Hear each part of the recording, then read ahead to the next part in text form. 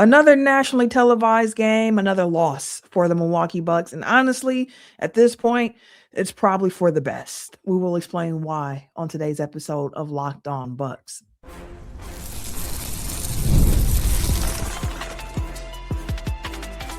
You are Locked On Bucks, your daily Milwaukee Bucks podcast, part of the Locked On Podcast Network, your team every day.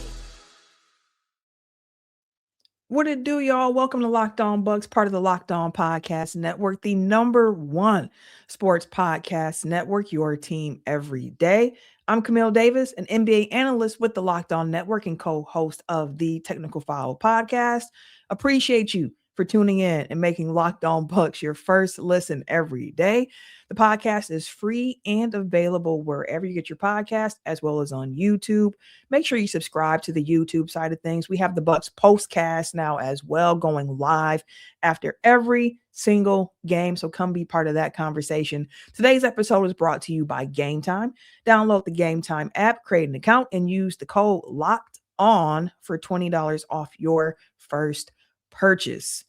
On today's show, breaking down what went wrong and why for the Bucks against Boston, taking a look ahead for the Bucks, and not just with the schedule, but with where they are in the standings and what that means for draft positioning. Because yes, the Bucks do have a first round pick, although there still seems to be some confusion around that. But first, taking a big picture look at the Bucks and why they are here. And where is here, you might ask?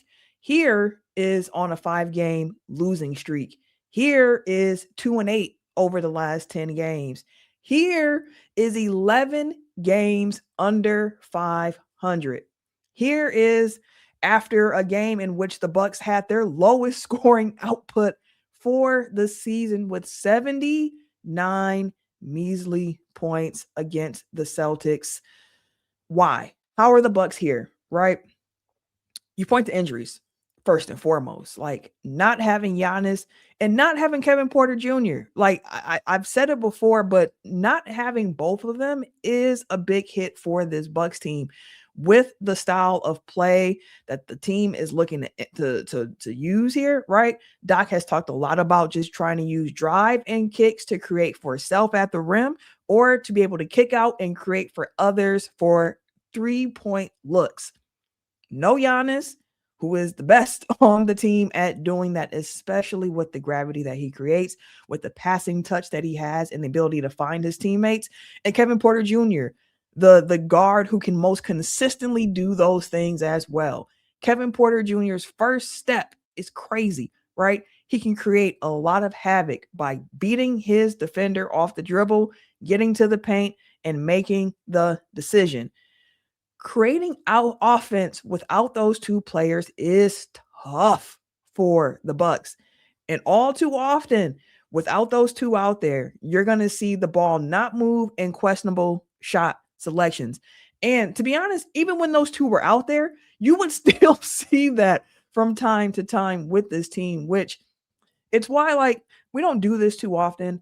But if you have not listened to the Friday episode of Locked On Bucks with Justin and Frank after the last loss, must listen podcasting, because they were kind of like at the point of laughing at where we are in this season with this team. And that's truly where it is, where it's like you just got to laugh at some point to stop yourself from crying, because this is not the way that this season was supposed to go. Because again, a team around Giannis, you have expectations, right? But if Giannis is not there, it changes the equation. You can go back to the offseason episodes of this show that we made. We were all very clear, myself, Justin, Frank. If there is no Giannis, there is no chance for this team. And with Giannis, the team still was 15-15, 500 with Giannis. So without him, you can see why they are where they are, right? Without the shot creators, the ball handlers, the guy to create for others, it makes the offense more difficult to run consistently. And again, they had those problems too when those guys were healthy. Problems they also had when those guys were healthy that are still rearing their head for this team: rebounding and turnovers. They continue to plague this team. The Celtics finished this game against the Bucks with 17 offensive rebounds compared to the Bucks 12, right? And the Celtics got 15 points off of 11 Bucks turnovers compared to the Bucks getting 8 points off of 10 Celtics turnovers. And the Bucks only lost the second chance battle by 3 points. The Celtics had 16 second chance points, the Bucks had 13. But with the combination of the offensive rebounds and the turnovers, the Celtics were still able to get up 10 more shot attempts than the Bucks.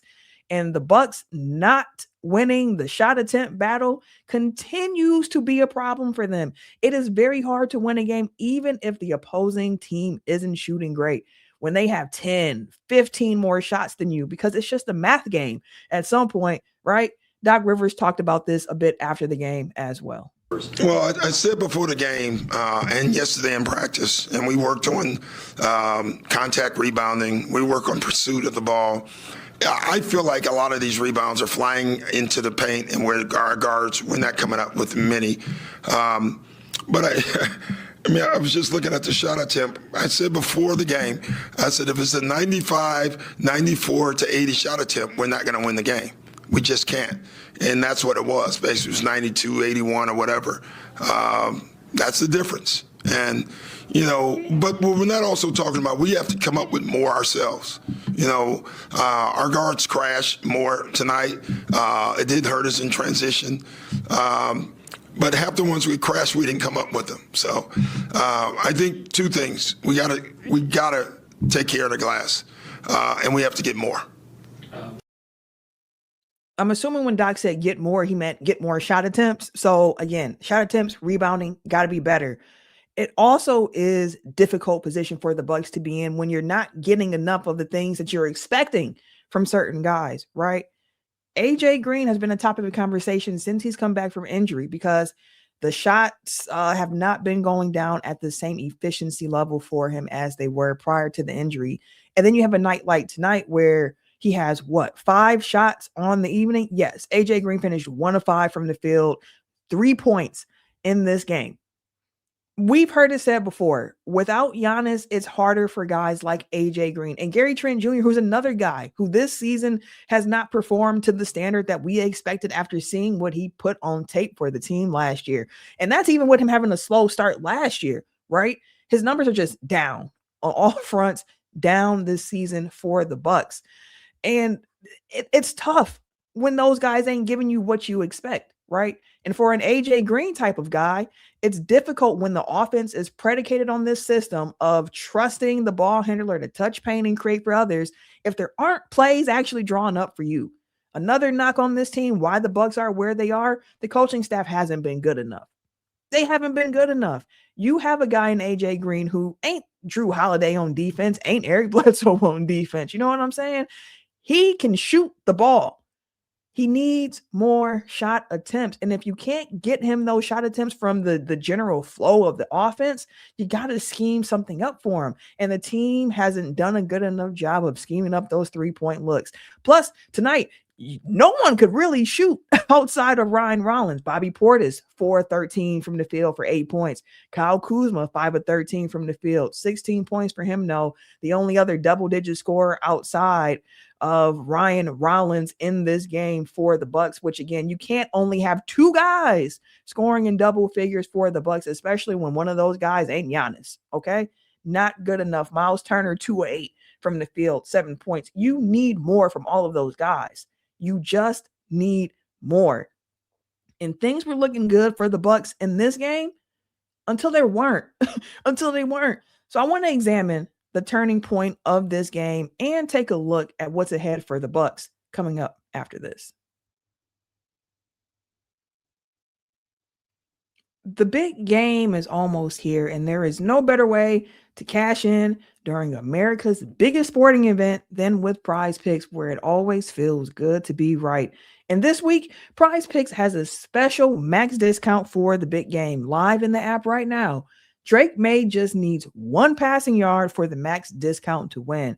Add another player to your lineup, and if your picks hit, you'll cash right on in. Prize Picks is super easy to use. It takes no time to get started. The whole format is really clean, right? You pick more or less than on 2 to 6 different player projections. It makes watching games even more fun because every drive and every stat matters. Download the Prize Picks app today and use the code LOCKEDONNBA to get $50 in lineups after you play your first $5 lineup. That's code LOCKEDONNBA to get $50 in lineups after you play your first $5 lineup. Prize Picks. It's good to be right. And I thank you for making Locked On Bucks your first listen of the day. Thank you for making Locked On the #1 sports podcast network out here. The NBA trade deadline is basically here Thursday. Okay. Personally, I cannot wait until we get past the trade deadline. But here on Locked On, we want to give you a free month of our new Everydayer Club to help you get ready for the trade deadline. If you need a group chat to keep up with all the chaos, join ours, okay? The Everydayer Club gets you access to a group chat on Discord just for Bucks fans. Plus, you can also join in some national chats where you can hang out with fans from across the league. I'll be hanging out in the Discord, have been since we started it. Really enjoy the community that we are building in that Discord. So make sure you join for that. In addition to the Discord, you will also get ad-free versions of the show. And if you sign up by the trade deadline on the 5th, Thursday, February 5th, you can use the code DEADLINE to get your first month free. Again, use the code DEADLINE before the 5th of February to get your first month free. Why not try it out? See if you like it. Tap the link in the show notes to learn more about that. Now, the turning point of this game, like I mentioned, I enjoyed the way the Bucks started this game off, especially given the fact that today's game, it was a matinee game. Today's game was the very first in the inaugural Pioneer Classic game for the league, celebrating Chuck Cooper, Earl Lloyd, and Nat Sweetwater-Clifton.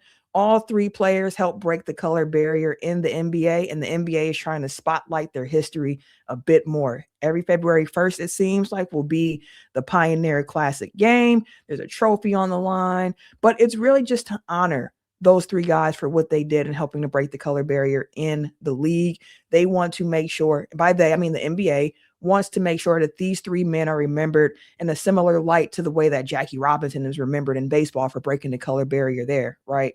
So you have Chuck Cooper, who was the first black man to be drafted. You have Earl Lloyd, who was the first black man to play in an NBA game. And then you have Sweetwater Clifton, who was the first black man to sign an NBA contract. All happened in that 1950 season. So it was cool for the Bucks to be part of history in that way, right? Unfortunately, they didn't show up. Unfortunately, they got blown out, right? And it's crazy because they started the game off so well. And I love the pace and energy they had to start the game, especially after hearing Kyle Kuzma's comments after they lost to the Wizards. Because in that Wizards game, the Bucks were able to claw their way back into it, make it a 2-point game in the final 2 minutes. Eric Name had asked Kyle Kuzma post-game about, like, hey, the team is able to show resiliency, like the team can keep fighting. And Kuz didn't see it that way. Kuz was like, I think that it shows we don't have a sense of urgency when we play. You could look at it like we're resilient, we can get back, but we cannot keep doing that to ourselves. We've done this so many times this year, and I think that if we bring the same edge and urgency earlier, then we could probably have a different type of result, right? That's what Kuz said after the Wizards game, and I was like, that's real, okay? Also, I have very much enjoyed post-game Kuz throughout the season. Refreshingly honest, real, so on and so forth. But the Bucks start this game off against the Celtics, 12-0 run.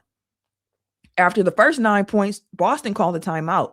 Right out of that timeout, you get a Rollins corner three, I believe it was, right, to make it 12-0. And it's like, okay, we know the Celtics ain't going to shoot this bad all game. We know, but the Bucks are playing the right way.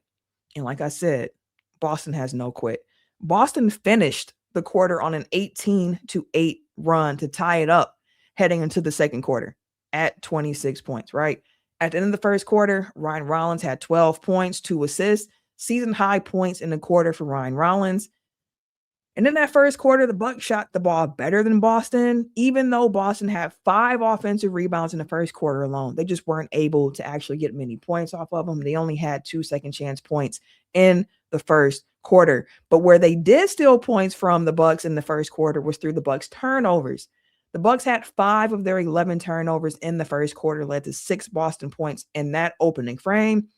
And Boston was able to put up 8 more shots than the Bucks in that first frame. Second quarter, Celtics couldn't knock down anything. They shot worse from 3 in the second quarter than they did in the first quarter. They shot like 27% from 3 in the second quarter after shooting like 38% from 3 in the first quarter. But they were still able to shoot 50% from the field on the whole because they were able to get those twos to go, and the Bucks went cold. The Celtics also got to the free throw line a lot in the second quarter. They went 5 of 6 from the free throw line, while the Bucks didn't take a single free throw in the second quarter. Kyle Kuzma, like I mentioned, I love hearing post-game Kuz. He was asked about the offense because you saw it starting to stall. It was like 42-40 at some point in that second quarter, and then Boston just took off. They just took off, and they did not look back after that point in the game. I think in the first quarter we did a good job moving the ball, and then got to give one credit to them because obviously defensively they did a pretty good job knowing our plays, getting us out of actions. But from there, we just didn't move the ball as well as we did in that first quarter. And I think that was the tall tale. When you look at something, team shooting under 40%, it's usually like it's either you're missing or like there's a rhythm factor of it. So a rhythm was torched. So it was done. You could see it. Like the first quarter, the Bucks were able to draw and kick. Rollins was hot. You saw guys getting involved, right? And then you stopped seeing the penetration. You just started seeing the ball just moving around the perimeter.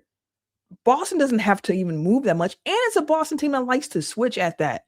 So, like, if you're not able to create that penetration, getting to the paint, making them rotate, forcing them to help and scramble, you're putting yourself in a position where you're making defense too easy for Boston. Third quarter, Boston started off hot. It was Jaylen Brown to open up. He was responsible for 10 of their first 12 points, whether scoring or assisting. Next thing you knew, it was 68-47 in favor of the Celtics. And then the Celtics went cold, ice cold, didn't score for almost 5 minutes. 4 minutes, 52 seconds, the Celtics did not score. They were stuck on 72. And during that nearly 5-minute stretch, the Bucks could only score 9 points. That's not going to be good enough. That's not good enough. They go into the fourth quarter down by 17.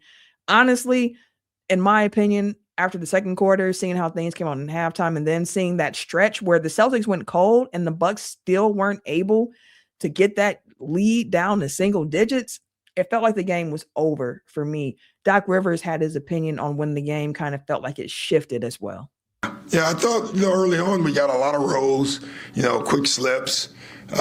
We just we didn't take advantage of it. We missed point-blank layups. When we sprayed it out, we didn't make threes, So I have to look at it, but I thought that we had the right plan to get the right stuff. But, when you're struggling and you start missing shots, it becomes a snowball. And that's what I felt tonight. I thought right before halftime, you can see our spirit dropping in a little bit because of the way we were playing. Then I thought we came out in the beginning of the third and tried to get it going and just struggled. I think we missed 3, 4, 5 point-blank threes in a row. And I thought that was the killer. Yeah. When the Bucks did get some good looks there, they missed them. They were missing. They just couldn't knock them down. And you could feel that energy start to shift. Fourth quarter, the game was really already over. The Celtics outscored the Bucks 27-18 in the fourth quarter to end this game. The Bucks had 26 points after one quarter. The Bucks scored 53 points the rest of the game. 26 points in the first quarter, 53 the rest of the game, 53 points over 3 quarters. The Celtics almost outscored them in the second and third quarter alone. If you only count the second and third quarter, the Celtics had 52 points in those 2 quarters alone. Again, to end the game, the last 3 quarters, second, third, fourth quarter, the Bucks only scored 53 points. The Celtics barely even needed the fourth quarter to be able to regain the lead. They were able to do that easy. Just a disappointing outing for the Bucks on national TV again. Like, they didn't have many national TV games to start the season, and January hit, and then it was like, boom, y'all gonna be on TV. And most of these games now without Giannis too, so it can get real ugly real quick. But the Bucks still have some games to play ahead of the trade deadline on Thursday, as well as All-Star break next week. So let's take a look at what's next for the Bucks on a few different levels for the team, because I mentioned they lost, but it actually might be for the betterment of the squad, and I'll explain a bit more after this. But first, a word from our friends over at Game Time, because there is nothing like being in an NBA arena. You feel the energy from the crowd. You can be there for the big moments. Getting tickets, on the other hand, that part can be a little difficult at times, too difficult at times. And that's why Game Time has become the go-to app for scoring tickets fast without the hassle. It puts the advantage right back where it belongs, with the fans. My personal favorite thing about Game Time is the ability to see the all-in price up front. No surprise fees at checkouts. My pockets be too tight. Listen, I can't be out here just splurging. Okay, I like to ball on a budget. So Game Time helps me accomplish that. And you can also see the view from your seat before you buy the tickets, which is a very, very, very nice feature, especially when you're going to new arenas. So take the guesswork out of buying NBA tickets with Game Time. Download the Game Time app, create an account, and use the code LOCKEDON for $20 off your first purchase. That's code LOCKEDON for $20 off. Download the Game Time app today. And remember, it's gametime.co, not .com. This episode is also brought to you by our sponsor of BetterHelp. The month of February can be a lot, right? You got Valentine's Day, you got flowers, you got candy, stuffed animals, so much to talk about relationships. And it can honestly feel like everyone else has it all together in their love life, especially if all you're seeing is social media with people putting out there what they want you to see. But here's the truth. Whether you're married or you're dating or you're single or you're just focusing on you, most people are still figuring it out. And no matter where you are in your personal romantic journey, therapy can help you find your way. It can help you get clear on what you want, what feels heavy, and how to take some pressure off of yourself. It's easy to assume that everyone else has the perfect relationship, but most people are working through something. And even if you're not in a relationship right now, therapy can help you feel more confident in what you want moving forward. It can help you communicate better, set healthier boundaries, and stop carrying everything alone. The biggest thing, though, it reminds you that you're not behind. You're actually right on time. You're only running this race against yourself. BetterHelp has licensed therapists in the US, and they do the initial matching work for you so you can focus on your goals. And if you want to switch therapists, you can do that at any time. Sign up and get 10% off at betterhelp.com/lockedonnba. That's BETTERHELP.com/lockedonnba.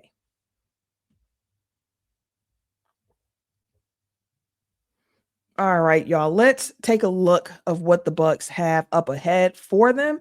And also, really quick, some interesting things I saw, kind of with an eye to the future, because Frank said on Friday's episode, like, I ain't no loser. Like, I don't go into these games wanting to lose. No one does. I didn't come into the season thinking the Bucks would be out of the play-in picture. I didn't think the Bucks would be below, honestly, like the 8th seed in the East, assuming health. And yeah, the Bucks haven't had health so far this season, but even with health, they still weren't performing at a level that I thought that they could or would, right?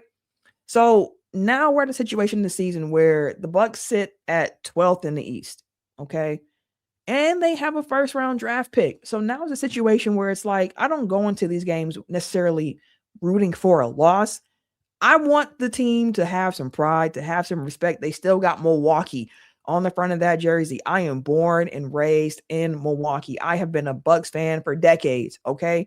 When I see Milwaukee on the front of a jersey, I don't want to feel embarrassed, especially on the national stage. But here we are getting blown out by almost 30 on ESPN.